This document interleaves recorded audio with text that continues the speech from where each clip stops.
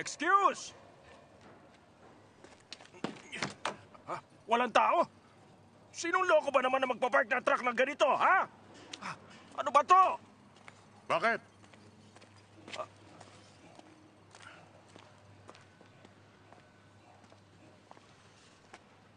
Sa'yo ba itong truck, sir? Hindi. Lunchtime na ngayon eh. Paano ako makakadaan kung nakaharang tong truck dito? Ay, naku, ikaw talaga, tanda.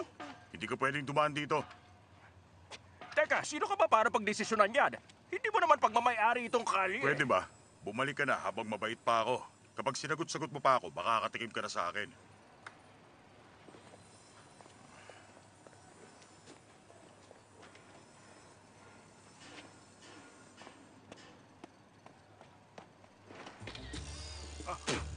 Anong ginagawa mo? Naku po! Yung cellphone ko! Binigyan na kita ng pagkakataong umalis dito. Sinayang mo lang, tanda. Ha? Aray ko! Sabi ko umalis ka na. Aray! Aray ko? Masakit ba? Ano? Masakit ba? Ano naman kung masakit? Ano, lalaban ka? Masakit ba? Ano, ha? Tayo! Halika rito, sumama ka! Bilisan mo! Bilisan mo! Loko yun.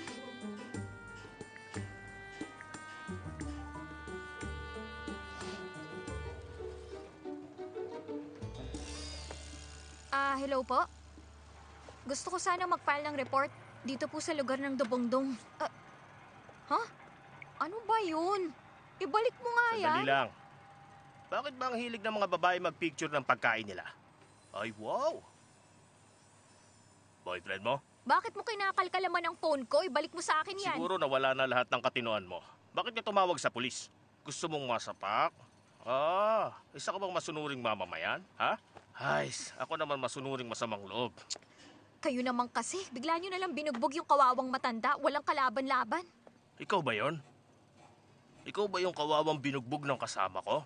Ha? Ay, mukha namang walang kwenta tong boyfriend mo. Naku! Alis! Ay!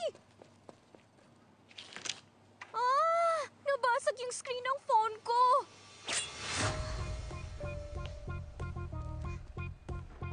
Hoy, sir. Bayaran mo to.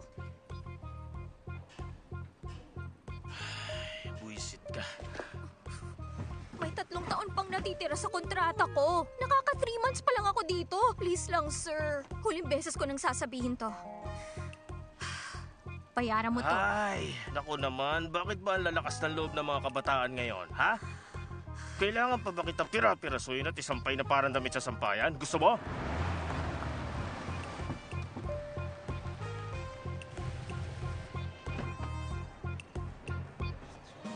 Ay, tignan mo nga kung gaano kakaliit. Napakaliit mong target. Ow! Huwag mo akong saktan. Ano bang ginagawa ng pulis? Sawa ka sa akin! Ang dahilan kaya ayaw ko sa mga pulis. Huwag mo akong sasaktan. Ano? Ano nang gagawin natin ngayon? Heh, napakaliit ng mukha mo kasi laki lang ng CD. Huwag mo ako tingnan ng ganyan. Tama na. Sinabi ng wag eh. Umayos ka.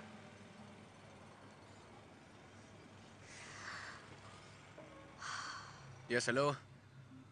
Nandito ako sa isang construction site sa Dobongdong. Kaya magpadala kayo ng police squad dito ngayon. Maraming tao rito. Binabantaan ng mga gangster yung babae at isang matanda. Kahit na hindi ko pwedeng gamitin ulit ang lakas ko at punong-puno na ng galit sa katawan ko, hindi ko pwedeng hayaan na gawin ng mamang to lahat ng gusto niya. Ano ginagawa ng mga pulis natin? Boss! Pwede yan! Boss! Ano nangyari? Siya yun! Hoy!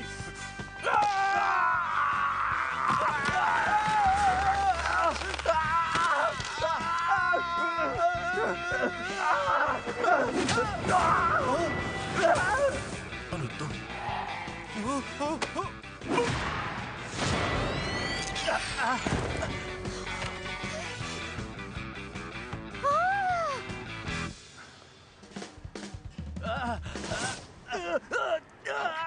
Teka, ano nangyari dito? Boss! Boss! Sandali lang. Dapat bayaran niyo tong phone ko. ko! Sino ka ba, ha? Kailangan ko to. Alam mo yun kung isa ka mabuting tao. Lahat tayo sinisave yung mga number sa phone natin. Ang laking abala sa akin ito kung nasira yung phone ko. Nasisira na yata talaga ng bait ang babae to. Ano? Aray ka, yung kamay ko! Natiklop yung kamay ko! Umitiglo! Dahan-dahan lang! Kasi nakasadya. Pasensya na po. Sorry po talaga. Sorry. Dapat kasi hindi mo ako sinaktan. O ikaw!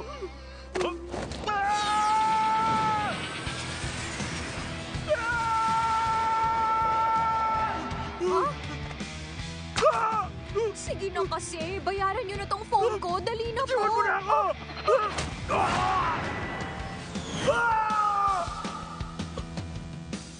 Sino siya? Sino ba siya?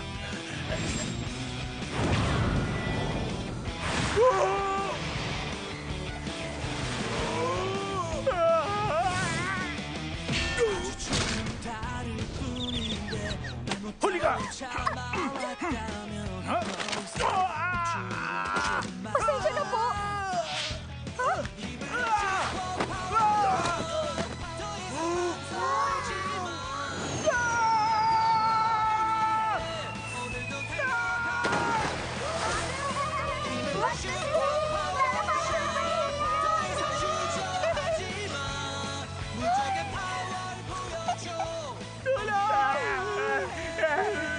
Tito! Nandito siya! Bilis! Ilabas niyo siya! Dito, bilis! Tulungan na! Tulungan niyo kami rito!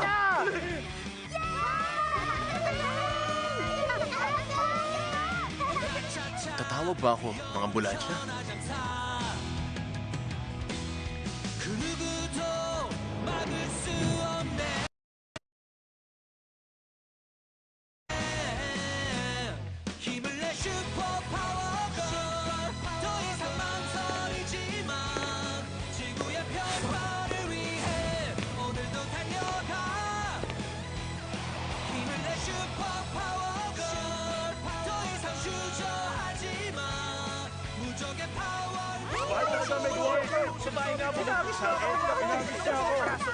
Seryoso ko!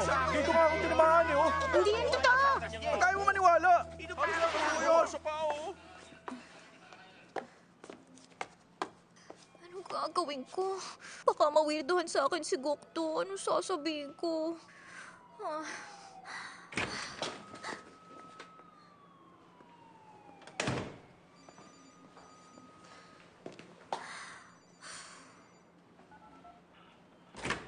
Maniwala ka siya! Maniwala sa amin! Dahil babae na nila. Babae siya! Sabi mo kasi iniwala sa amin. Ayos pang bangs ko.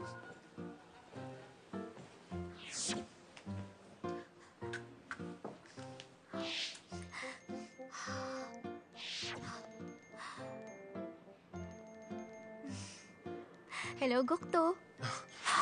Ay, grabe. Ang tagal na rin. Masipag ka sa trabaho mo, no? Ano sasabihin Anong ko? problema niya?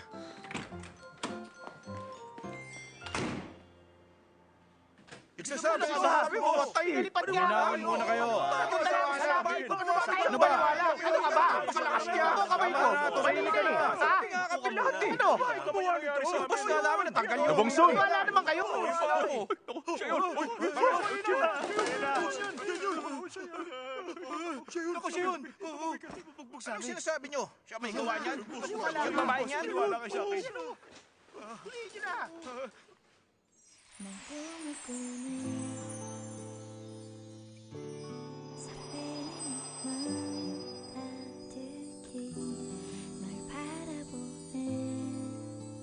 Wala ka kayo, Chief! Nandito na siya! Sinasabi na kayo!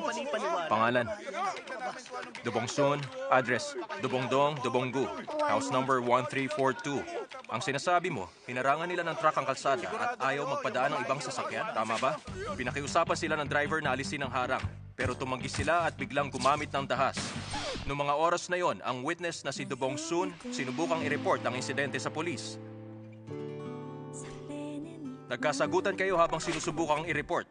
Nauna kanyang sinampal tapos sinampal na ni Dubongsun sa mukha si Kim Guangbok. Hindi niyo po alam. talaga. Lumubog ang pisngi ni Kim Gwangpok. Nalaglag ang 4 na ngipin na nagresulta